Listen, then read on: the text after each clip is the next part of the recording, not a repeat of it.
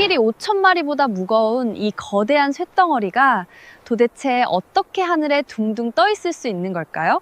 여러분 공항에 가서 비행기를 가까이서 본 적 있나요? 실제로 보면 정말 어마어마하게 큽니다. 가장 큰 여객기인 A380 같은 경우에는 무게가 무려 560톤이나 나가요. 자동차 400대 혹은 다 자란 코끼리 100마리를 합친 것보다 더 무겁다는 뜻이죠. 그런데 이 엄청난 무게를 가진 쇳덩어리가 활주로를 달리더니 어느새 깃털처럼 가볍게 하늘로 솟아오릅니다. 심지어 구름 위를 몇 시간이고 날아다니죠. 도대체 비행기는 무슨 재주로 지구의 중력을 거스르는 걸까요? 오늘 호기심 박사와 함께 그 신기한 마법 같은 과학의 세계로 떠나봅시다. 비행기가 나는 원리를 한마디로 정의하자면 보이지 않는 손들의 줄다리기라고 할 수 있습니다. 비행기 주변에는 우리 눈에 보이지 않지만 끊임없이 서로 밀고 당기는 4가지의 강력한 힘이 존재하거든요. 이 힘들이 완벽하게 균형을 이루거나 혹은 어느 한쪽이 이길 때 비행은 시작됩니다. 먼저 우리가 가장 잘 아는 힘부터 이야기해볼까요? 바로 중력입니다. 지구가 우리를 잡아당기는 힘이죠. 제가 지금 이 사과를 놓으면 어떻게 되죠? 당연히 바닥으로 떨어집니다. 비행기도 마찬가지예요. 지구는 비행기를 끊임없이 아래로 땅으로 끌어당기고 있습니다. 비행기가 가만히 서 있으면 꼼짝없이 땅에 붙어 있어야 정상이죠. 그렇다면 이 강력한 중력을 이겨내려면 반대쪽으로 밀어 올리는 힘이 필요하겠죠? 우리는 그 힘을 양력이라고 부릅니다. 자, 이제부터 이 양력을 어떻게 만들어내는지 알아내는 것이 오늘의 핵심 미션입니다. 여러분이 자동차를 타고 고속도로를 달릴 때 창밖으로 손을 내밀어 본 적이 있나요? 위험하니까 따라 하지는 말고 상상만 해보세요.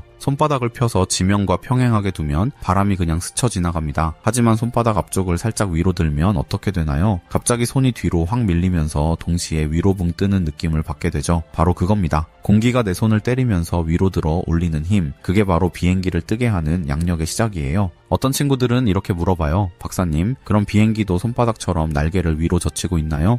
아주 좋은 질문이에요. 하지만 비행기 날개를 자세히 보세요. 그냥 평평한 판자가 비스듬히 있는 게 아닙니다. 유선형으로 아주 매끄럽게 생겼고 위쪽이 아래쪽보다 불룩하게 튀어나와 있죠. 왜 굳이 날개를 그렇게 복잡하게 만들었을까요? 단순히 공기를 아래로 밀어내는 작용 반작용의 원리만으로는 이 거대한 비행기를 띄우기에 부족할 때가 있거든요. 여기서 등장하는 천재적인 과학 원리가 있습니다. 자, 이제 우리는 18세기 스위스의 수학자 다니엘 베르누이의 실험실로 들어가 봐야 합니다. 베르누이는 유체, 즉 흐르는 액체나 기체의 속도가 빨라지면 압력은 낮아진다는 사실을 발견했어요. 이게 무슨 뚱딴지 같은 소리냐고요? 종이 한 장을 입술 바로 밑에 대고 입김을 후 하고 불어보세요. 종이가 아래로 처질 것 같지만 놀랍게도 종이는 위로 팔랑거며 떠오릅니다. 종이 윗면의 공기 흐름이 빨라지면서 압력이 낮아졌기 때문이에요. 이 원리를 비행기 날개에 적용해 봅시다. 날개 단면을 뚝 잘라서 보면 위쪽은 둥글게 솟아있고 아래쪽은 평평합니다. 비행기가 앞으로 달리면 공기가 날개에 부딪혀 위아래로 갈라지겠죠? 이때 둥근 위쪽을 지나가는 공기는 평평한 아래쪽보다 더 먼 거리를 이동해야 합니다. 친구와 달리기를 하는데 친구는 직선 코스로, 나는 빙 돌아가는 코스로 가서 동시에 도착해야 한다면 내가 훨씬 빨리 뛰어야겠죠? 그래서 날개 위쪽 공기가 훨씬 빠르게 흐르게 됩니다. 자, 여기서 마법이 일어납니다. 베르누이의 원리에 따라 속도가 빠른 날개 위쪽은 압력이 낮아지고 속도가 느린 아래쪽은 압력이 상대적으로 높아집니다. 압력은 항상 높은 곳에서 낮은 곳으로 밀어붙이는 성질이 있어요. 그래서 날개 아래쪽에 높은 압력이 날개를 위로 으라차차 하고 들어 올리는 겁니다. 이것이 바로 비행기를 띄우는 결정적인 힘, 양력의 비밀이죠. 여기에 뉴턴의 제3법칙인 작용 반작용까지 더해져서 날개가 공기를 아래로 밀어내면 공기도 날개를 위로 밀어 올리며 거대한 비행기가 하늘로 솟구치는 거예요. 그럼 비행기가 뜨기만 하면 될까요? 아니죠. 앞으로 나아가야죠. 앞으로 나가는 힘을 추력이라고 합니다. 거대한 제트 엔진이 공기를 빨아들여서 뒤로 엄청난 속도로 내뿜으면 그 반작용으로 비행기는 앞으로 튀어나갑니다. 풍선을 불었다가 놓으면 공기가 빠지는 반대 방향으로 풍선이 날아가는 것과 똑같아요. 이 추력이 있어야 날개에 공기가 빠르게 부딪히고 그래야 양력이 생깁니다. 즉 빨리 달릴수록 더 잘 뜬다는 이야기죠. 하지만 세상 일이 그렇게 쉽지만은 않아요. 비행기가 앞으로 가려고 하면 공기는 어딜까 하면서 비행기를 뒤로 잡아당깁니다. 이것이 바로 항력, 즉 공기 저항입니다. 여러분이 물속에서 걸을 때 물이 몸을 막아서는 것처럼 공기도 비행기의 진행을 방해해요. 그래서 비행기는 최대한 날렵한 모양으로 만들어집니다. 그런데 만약 비행기가 너무 느려져서 양력이 중력보다 작아지면 어떻게 될까요? 바로 실속이라는 무시무시한 현상이 발생해서 비행기가 아래로 떨어질 수도 있습니다. 잠깐 상상해 볼까요? 비행 중 갑자기 엔진이 모두 꺼진다면 추력이 사라지니 비행기는 바로 돌덩이처럼 추락할까요? 많은 분들이 공포 영화처럼 수직으로 떨어질 거라 생각하지만 사실은 그렇지 않습니다. 비행기는 높은 곳에 떠있는 위치 에너지를 가지고 있어요. 비행기는 마치 높은 미끄럼틀을 타고 내려오듯이 천천히 하강하며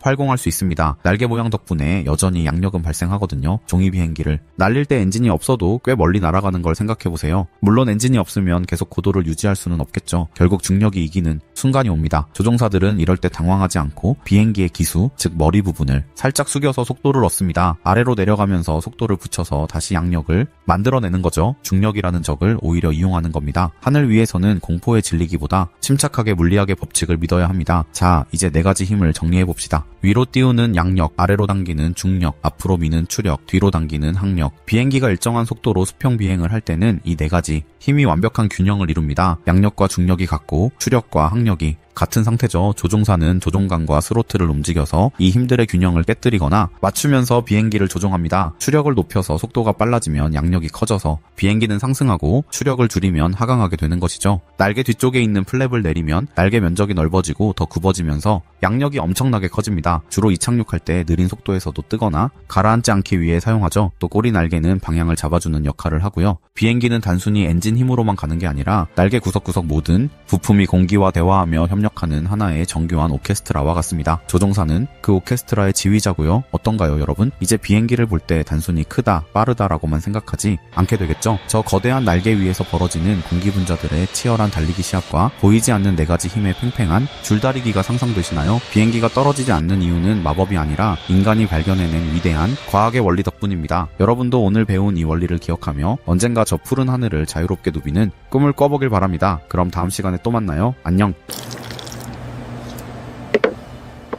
구독, 좋아요. 그것 좀 해줘. 그게 그렇게 어려워?